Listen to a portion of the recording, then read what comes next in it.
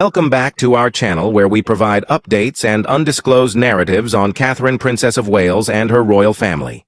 We provide you with the exciting news: Princess Anne takes control of royal protocol shocks, Camilla and exposes unprecedented power shift. The Royal Princess Anne has officially taken complete control over all aspects of royal protocol, thereby diminishing Queen Camilla's influence and public responsibilities. The statement, made with remarkable speed, has redefined the power dynamics inside Buckingham Palace and indicates the most substantial internal reorganization of the monarchy in centuries. What started as murmurs in the halls of Parliament on Tuesday morning culminated in a constitutional upheaval by lunchtime. A formal decree recognized by government authorities and promptly implemented inside the royal household established that the Princess Royal would henceforth serve as the only authority on the customs, rituals, and complex regulations governing the crown. The action signifies a severe and public affront to Queen Camilla's power. For Princess Anne, it is the apex of a lifetime of service and a tactical triumph that royal analysts are describing as a coup veiled in royal propriety. The news disseminated rapidly over all television screens, radio broadcasts, and social media platforms in the United Kingdom and abroad. Headlines that were previously inconceivable emerged on front pages announcing Anne's assertive power acquisition and scrutinizing the essence of Camilla's position as queen consort. Inside the palace, the response was one of astonished immobility. Courtiers, traditionally reliant on a definitive hierarchy, encountered an abrupt and perilous void of allegiance. A facility founded on respect and structure was plunged into an unparalleled turmoil. The declaration was a profound emotional upheaval for Queen Camilla. At one time, she felt certain in her position, quietly convinced that her status as the wife of King Charles III guaranteed her supremacy over the rituals governing the crown. Subsequently, her authority disintegrated before her gaze. Personnel who previously sought her guidance on ceremonial occasions started to falter, their eyes averted, their allegiance undermined. In an institution where such reluctance is a type of tacit insurrection, the impact was catastrophic. This was more than a professional loss. It was a significant public humiliation, and Camilla was acutely aware that the world's gaze was upon her as the foundation under her crumbled. Beyond the royal gates, popular opinion, a power that the monarchy both cultivates and apprehends, seemed to mobilize massively in support of the Princess Royal.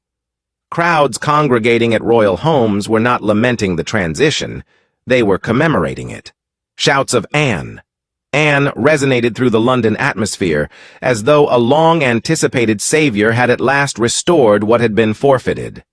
For many, Camilla has consistently epitomized an uneasy compromise, a representation of scandal and upheaval, whereas Anne signifies the unwavering continuity and steadfast determination of her late mother, Queen Elizabeth II. This resolute, unyielding action appeared to the public as a long-overdue tribute to the Queen's legacy. However, underneath the facade of this dramatic upheaval exists a narrative far more intricate than a mere contest for dominance. This was neither a spontaneous act nor a choice taken impulsively. It was the conclusion of years of discreet observation of competition, brewing under a facade of decorum and of a strategy refined by patience. To comprehend how Princess Anne audaciously usurped authority from a reigning queen consort, one must delve into the years of silence, obligation, and treachery that established the groundwork for this pivotal event. This was not only a triumph, it was a long-anticipated reckoning. The extended strategy, a confrontation of ideologies. For years, Princess Anne maintained a posture of stoic, quiet observing, while Camilla, the once contentious Duchess of Cornwall, gradually entrenched herself inside the core of royal authority. Yet underneath that stillness was a fervent calculation and a solemn promise that one day, the natural order as she saw it would be restored. Anne has consistently shown unwavering discipline, earning the media's moniker of the workhorse royal. Indefatigable, obedient, and notably resistant to controversy, she has for decades represented the perseverance and selflessness that characterized her mother's reign. Conducting hundreds of engagements each year, she regarded her duty not as a luxury, but as a lifetime obligation, a solemn covenant with the populace. Her perspective was unequivocal and straightforward obligation before self-interest. Camilla's rise was notably unorthodox. Her authority did not stem from a lifetime of allegiance to the crown, but rather from her association with one individual, Charles, whose steadfast loyalty to her altered the course of royal history. This intrinsic disparity created a rift between the family which Anne, a fervent traditionalist, saw as expanding annually. Although she never disclosed her emotions publicly, the first indications of strain were apparent to those who were observant. Anne's incisive, pragmatic demeanor often contrasted with Camilla's more socially skilled and composed persona. To outsiders, they were just variations in personality. However, inside the palace there was a clear confrontation of ideologies. Anne's existence was characterized by strict compliance with the regulations that had upheld the monarchy for generations. To her, protocol was not only a set of antiquated customs, but the essential framework of the institution, the lexicon that communicated its stability, history, and inherent legitimacy. As Queen Consort, Camilla started the nuanced transformation of these traditions. Her strategy was sometimes characterized as modernizing or making the monarchy more accessible. However, to Anne, each modification seemed like a diminishment. Camilla's influence expanded via seating arrangements at state dinners, the order of precedence in ceremonial processions, the selection of attendees at private events, and the wording used in formal invitations. For Anne, these were not trivial modifications. They were acts of appropriation, a steady revision of a rule she had pledged to defend. Nevertheless, Anne never elevated her voice. She never orchestrated a public clash. She chose to study instead. Royal watchers who have watched her for decades remark on her almost predatory patience. She remained still, vigilant, and deliberate. In public, she would acquiesce with a courteous nod, position herself according to convention, and exhibit no semblance of dissent. However, Anne maintained a thorough mental record in private. Every modification Camilla made, every expression of dissatisfaction from devoted domestic personnel, every indication of public disquiet, Anne assimilated it all and catalogued it meticulously. She comprehended a basic truth that Camilla, in her self-assurance, may not have stillness, may serve as a more formidable weapon than wrath, and patience can penetrate more deeply than any sword. Inside the palace, the murmurs intensified.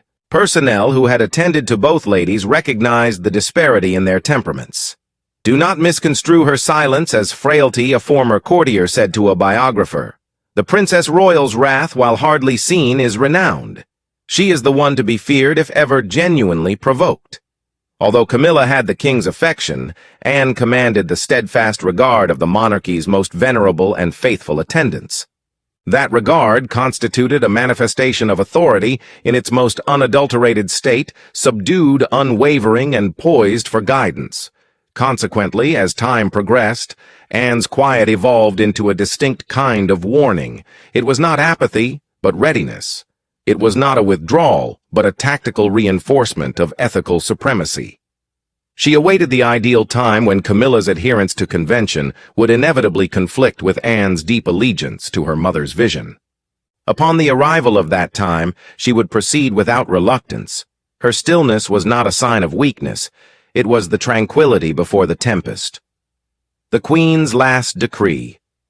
A concealed legacy. As the world lamented the death of Queen Elizabeth II, few were aware of the concealed instructions she left. These were not public utterances nor grand declarations codified in law. They were discreet handwritten letters given only to those she deemed capable of maintaining the integrity of the crown without concession. Concealed inside these concluding directives was an unequivocal order which Princess Anne would protect with unwavering resolve.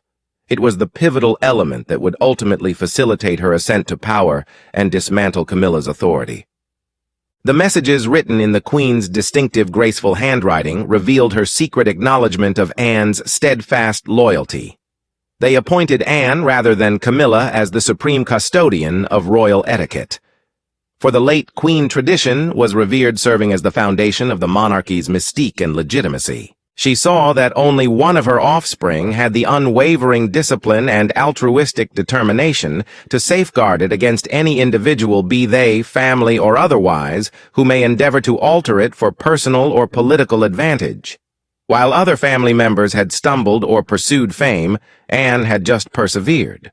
While some garnered influence via charisma or closeness to authority, Anne acquired it through 5 decades of unwavering, unadorned dedication.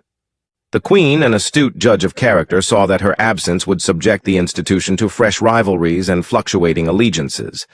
To safeguard its core, she appointed Anne as its anchor, the only person responsible for preserving the integrity and stability of the monarchy's language. For Anne, reading those lines was both a significant burden and an enlightening epiphany. It recalled one of her last intimate discussions with her mother. In the tranquility of Balmoral, Elizabeth, fragile but mentally astute, spoke with an intensity that contradicted her physical state. She spoke of impending storms, threats to tradition from within, and those who may endeavor to distort centuries of order for their own ends. Anne sat beside her, listening not only as a daughter but as a soldier hearing a last grave directive. Upon gazing into her eyes, the Queen said, "You must maintain the course, Anne." To Anne, it was clear that it was not a proposal. It was a royal decree issued by one monarch to her most loyal offspring. Notably omitted from these orders was any reference to Camilla. Despite her newly acquired titles and her proximity to Charles, she was absent from Elizabeth's documented directives for the guardianship of protocol. To the Queen, Camilla served as a consort and companion to the king.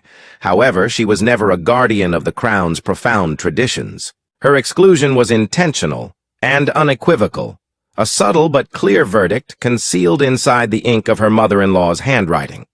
Within the realm of royalty, where every inclusion and exclusion has significant weight, this absence resonated more profoundly than any spoken expression. Anne bore this clandestine responsibility as a protective shield. It was a grave commitment etched into her being. She pledged not just to safeguard her mother's legacy, but also to take bold action when the moment was appropriate. The inquiry was never about whether, but rather when. This insight endowed Anne with a clarity of purpose that no other family member had.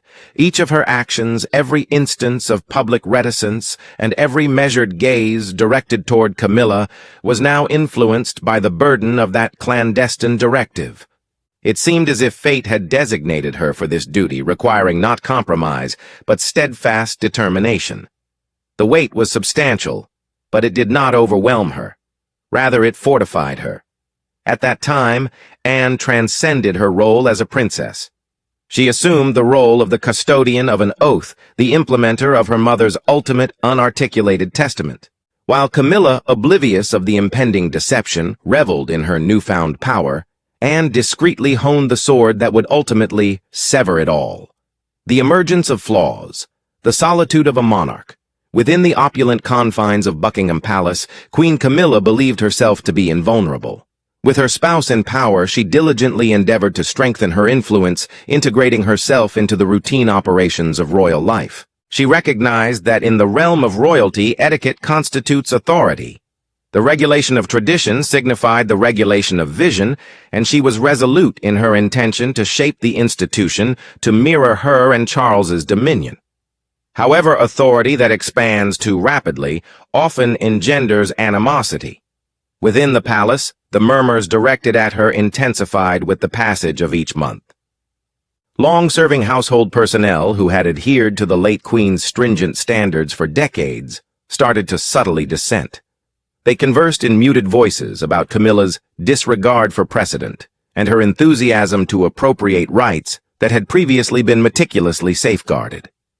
The animosity was not only professional, it was very personal. Numerous courtiers had seen Anne's unwavering decades of service and saw Camilla as an interloper, a person encroaching upon a realm she had not attained through sacrifice. Although few were willing to express their opinions publicly, their dissatisfaction was palpable and undeniable. Even inside the royal family, Camilla's influence started to wane. The Prince and Princess of Wales, William and Catherine, who formerly maintained a cohesive image, have begun to subtly separate themselves. Their behaviors were nuanced but intentional. During public appearances, Catherine often made sartorial or symbolic selections that directly honored Queen Elizabeth's history, serving as a subtle counter-narrative to Camilla's initiatives. Prince William, although always maintaining public respect, has been noted by insiders to have ceased soliciting Camilla's advice on ceremonial issues, preferring instead to rely on the understated authority of his aunt Princess Anne. This was not a boisterous insurrection, but a deliberate estrangement that Camilla could not have overlooked. Each missed smile and every repressed show of support eroded the facade of familial cohesion she urgently needed. Outside the royal confines, the populace's tolerance also diminished. Camilla's increasing ascendancy was widely acknowledged. The media, although mostly favorable towards the new king, documented her every appearance, emphasizing her frequent centrality in events. Commentators started to question if her influence had grown too conspicuous and assertive for a lady whose history continued to loom large. The examination was unyielding. What she meant as a demonstration of power was increasingly seen as unbridled ambition, a trait that the British people have always viewed with skepticism in their royals. Concurrently, Princess Anne maneuvered with the accuracy of an experienced commander. She neither disclosed her goals nor orchestrated a theatrical showdown. Instead, she started the reclamation of ceremonial land in subtle, almost imperceptible ways. When a choice about etiquette wavered, owing to uncertainty, Anne would discreetly intervene with a conclusive answer grounded in historical precedents. When personnel voiced uncertainty over Camilla's modernizing orders, Anne provided a clarification that consistently reinstated the conventional methodology. To external observers, it seemed instinctive, even beneficial. However, inside the palace, it was evident that Anne was gradually recovering territory. She established her power not via proclamations, but through an obvious presence. It was a presence that no one, not even the king, would dare to confront. Camilla saw the difference universally, in the reluctance of the servants who previously hurried to her summons, in the meticulously bland looks shared by William and Catherine, and in the manner Anne's influence seemed to loom over every ceremony, hallway, and choice. For the first time, she experienced the awful burden of solitude. She had thought her status as queen consort rendered her invulnerable, although she immediately saw the encroaching constraints. The supporters she believed she had were demonstrating loyalty not to her, but to the institution and the legacy of the lady who had personified it for 70 years. The confrontation was unavoidable, although Anne, an expert in time, understood that the trap would only spring when Camilla was least prepared. The confrontation, a verbal conflict. The unavoidable confrontation occurred not in a public setting, but in a private assembly behind the secured doors of a royal drawing room. The atmosphere between Princess Anne and Queen Camilla was laden with years of unarticulated tension. However, on this occasion, the quiet was irrevocably shattered. Anne, characteristically calm and resolute, started the encounter. Her statements were devoid of personal ire, instead embodying the unyielding conviction of a judge pronouncing a decision. She said that Camilla was methodically undermining the heritage of Queen Elizabeth II, using royal procedure as a means of personal affirmation rather than as a representation of institutional continuity. She articulated her sense of responsibility sacrifice and the commitment she had pledged to her mother. It seemed as if the voice of the deceased queen resonated inside her, reminding Camilla that the crown was not hers to mold, nor was tradition hers to alter. Camilla, meanwhile, remained resolute. For years she endured public disdain and personal struggles to secure her status beside Charles, emerging from the ruins of scandal to attain the greatest rank a consort may possess. To her, Anne's allegations were only a manifestation of concealed envy, a bitterness stemming from a history she had tried to transcend. Resolute, she proclaimed that as the king's designated spouse and companion, she was his inherent ally in steering the crown into a new epoch. Her tone conveyed the power she believed she had acquired, but behind it was a palpable desperation. She was contending not only for her power but also for her very existence inside a system that had never really embraced her. To concede now would signify that her authority was perpetually derived, never really hers. The dispute intensified. Voices were elevated, an unusual and startling event in the subdued realm of the monarchs. Personnel positioned in the hallway subsequently recounted the sound of incisive, caustic language, a verbal conflict that unsettled even those familiar with the family's internal tumult. The pivotal moment arrived with Anne's ultimate terrifying pronouncement. "Protocol is not yours to manipulate," she said, her voice penetrating Camilla's shields. "It constitutes a sacred obligation. You have demonstrated your unworthiness of it." It was not a menace. It constituted a conclusive verdict. The words lingered in the atmosphere, rendering Camilla temporarily voiceless. The Queen's daughter talked not as a sister-in-law, but as the physical manifestation of her mother's power. Anne exited the room, her expression one of steadfast determination. She had transgressed an irreversible boundary, thus establishing the conditions for her ultimate conclusive action. Observers noted her extraordinary composure in the aftermath, exhibiting the tranquility of someone who had reached an irreversible conclusion and remained resolute. Abandoned in the overwhelming solitude of that room, Camilla experienced an emotion she had long repressed: terror. For the first time since ascending to the role of queen consort, she recognized that she was engaged in an unwinnable conflict.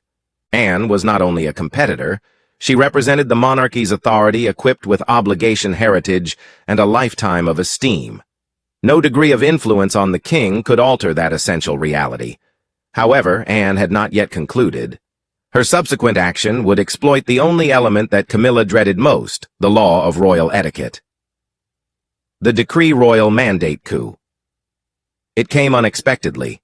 A single confirmed proclamation transfers centuries of history to Princess Anne. The declaration said that Her Royal Highness the Princess Royal will assume full and singular authority over all matters of royal protocol, ceremony, and household precedent. Parliament formally recognized the decree as a royal warrant, with the king's reluctant but required signature to give it an inviolable legal and constitutional grounding. The withdrawal of power was public and irreversible. Queen Camilla was overthrown in everything but title according to the nation and the world. Inside the palace, the effects were quick and devastating. Staff caught between groups unexpectedly switched allegiances. All state dinner invites, ceremonial orders, seating arrangements, and costume regulations were now handled by the Princess Royal's office. Camilla's instruction requests were ignored. Her suggestions were politely ignored. In an institution that needs access and power, courtiers decided. Selected Anne. Camilla's power lost its carefully cultivated image. She was alone within the walls that once echoed her power. The humiliation was excruciating for a woman who had worked for decades to earn recognition and change her image from scandal to respectability. A handful of her faithful whispered of secret tears and depression. This was a deeper pain than any public criticism. It was a rejection from inside the institution she felt she had defeated. The effects destroyed King Charles III. As king, he could not publicly debate an edict bearing his seal without risking the crown. Each headline reporting Anne's win humiliated his wife, and he had to watch. He had to submit to his sister's tyranny while calmly seeing his beloved become a ceremonial figurehead. His sorrowful silence showed that even the sovereign could not oppose Anne's power, which was ingrained in their mother's will and royal traditions. New regime symbolism was strong. Anne managed the state ceremony from behind, the king exuding power. She had her mother's fortune, her vow, and the confidence of a nationalist. Camilla, standing nearby, seemed dwarfed, a silent witness at an event she would have controlled. Anne had reset the monarchy, but by dismissing Camilla, she had started a storm that would affect the whole royal family. Split house, royal schism. The monarchy, which valued unity above all else, collapsed suddenly. Anne's ultimatum revealed the family's deep divides, forcing everyone to speak up. At the center of the split was King Charles, agonized by an unsuitable choice. His loved ones could feel his anguish without words. He was very disturbed by Camilla, his lifelong obsession being gradually stripped of authority. As king, he understood Anne's stern position. She was supporting the institution like a mother, and rejecting her would endanger his reign's continuance. He was trapped in his own gilded cage, unable to protect his wife or oppose his sister. The Prince of Wales was open about his allegiances. Prince William quickly and steadfastly supported his aunt. He saw Anne's behavior as long overdue justice, not malice. He carried his mother Princess Diana's pain for years. He regarded Anne's actions as a powerful confirmation of Diana's legacy and a symbolic redress that removed Camilla from their ceremonial role. His open relationship with Anne strained father-son relations, worsening a family's years of grief and scandal. Prince Harry responded more nuancedly in California. He understood Anne's authority, her strong loyalty to tradition, and her desire to protect the monarchy's reputation, but he couldn't ignore Camilla's tremendous indignity. After his own public struggles, he empathized with a woman persecuted by the system. Harry was torn between his resentment for the past and his newfound awareness of family bonds, unable to take a position without reviving his old wounds. Tom Parker Bowles and Laura Lopes, Camilla's children, were deeply offended by her degradation. They felt Anne's announcement insulted their family's dignity, even if they weren't royals. Their irritation and steadfast loyalty to their mother drove them to fight the woman who had reduced her to a ceremonial position. Anne, blind to their anger, reportedly ignored their concerns.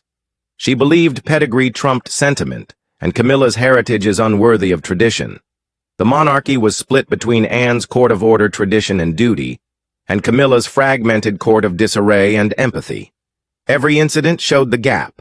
Once flowing ceremonies became strained with subtle currents of unvoiced discontent. The royal family had become a conglomeration of warring factions, united by a crown, but deeply divided. New order, unstable triumph. Princess Anne quickly established her influence after her victory. She now runs the royal process with grandmaster precision. Each engagement and ceremonial has her mark. She's discreetly influencing the monarchy by targeting the Princess of Wales. Insiders say Anne is carefully grooming Catherine to become the next guardian. This shows that the goal was to preserve tradition for future generations, not only Camilla. Camilla's fame has declined. She is visible yet quiet, a queen without power. She seems uptight in public, her grief overshadowing her. Once celebrated for her elevation, Mary is today seen as a melancholy consort overshadowed by Elizabeth's rightful successor. Anne's fame has grown. The crowds that hail her perceive a strong woman who did what others would not. For them, her ascension represents a resurrection, proof that the monarchy is strong. A heartbreaking question remains among the flashing cameras and thundering headlines. Has Anne saved the monarchy or destroyed it? While history calls it a bloodless coup, the wounds are deep and permanent. Anne has changed the monarchy's course by establishing authority, but she has also proved that power is a weapon in the royal family and no victory is final. Official whispers continue. They've merely moved emphasis. A fresh player watches, expects, and prepares to challenge each throne winner. The House of Windsor story continues. Thank you for watching the video. Please let us know your thoughts, and goodbye for now.